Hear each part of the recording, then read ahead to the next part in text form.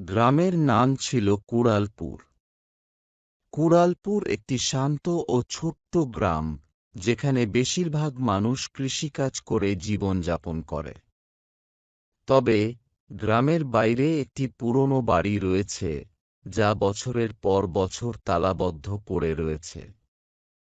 গ্রামের লোকজনের বিশ্বাস, এই বাড়ির মধ্যে কিছু অদ্ভুত ব্যাপার ঘটে। একদিন গ্রামের নতুন ডাকপিয়ন দীপু গ্রামের লোকদের সাথে কথা বলতে গিয়ে জানতে পারল যে ওই পুরনো বাড়িটি নিয়ে অনেক কিংবদন্তি প্রচলিত আছে। কেউ বলে বাড়িতে রাতের বেলা অদ্ভুত আওয়াজ শোনা যায়, কেউ বলে বাড়ির জানালার সামনে হঠাৎ করেই এক অচেনা ছায়া দেখা যায়। এসব কথা শুনে দীপু খেয়েসরি নিয়ে ভাবল, অবশ্যই কোনো না কোনো কারণ আছে, কেননা সবাই একই কথা বলছে।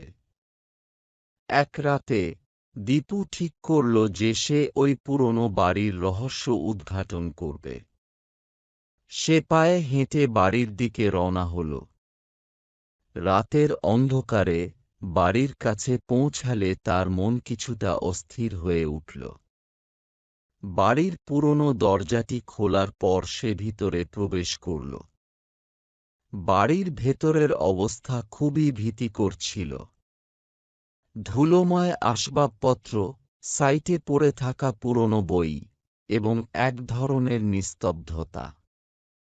দীপু আস্তে আস্তে বাড়ির বিভিন্ন অংশ ঘুরতে লাগল। হঠাৎ করে একটি ঘরের দরজা খোলার সময় সে দেখল ঘরের মধ্যে একটি পুরনো পিয়ানো রয়েছে।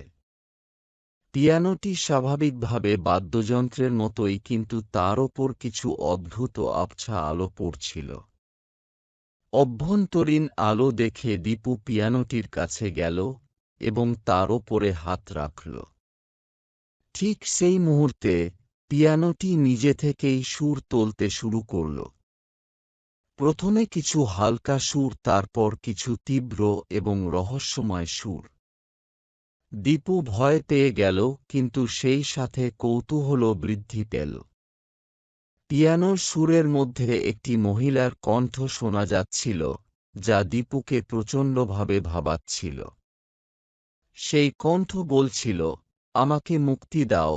দীপু পিয়ানোটি থেকে সুরে লক্ষ্য করে কিছু পুরনো কাগজের টুকরো পেল, যা একটি প্রাচীন চিঠি ছিল।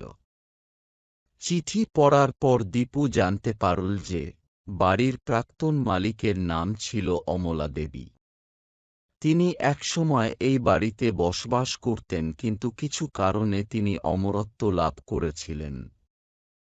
তাঁর আত্মা নাকি মুক্তি পেতে চায়।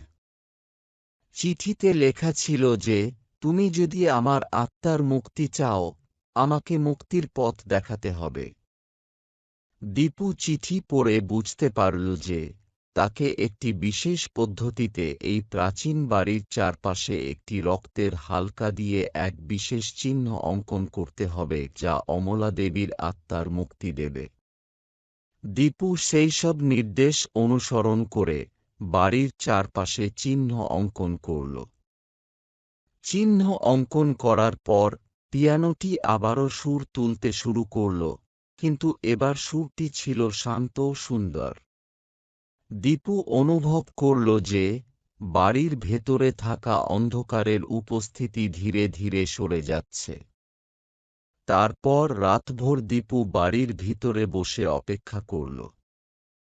সকালে উঠে বাড়ির মধ্যে এক নতুন আলো ও শান্তির অনুভূতি অনুভব করল।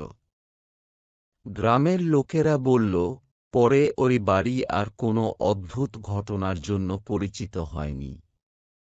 দীপু বাড়ির প্রাক্তন মালিকের আত্মাকে শান্তি এনে দিয়েছিল, আর কুড়ালপুর আবারও শান্ত হয়ে উঠেছিল।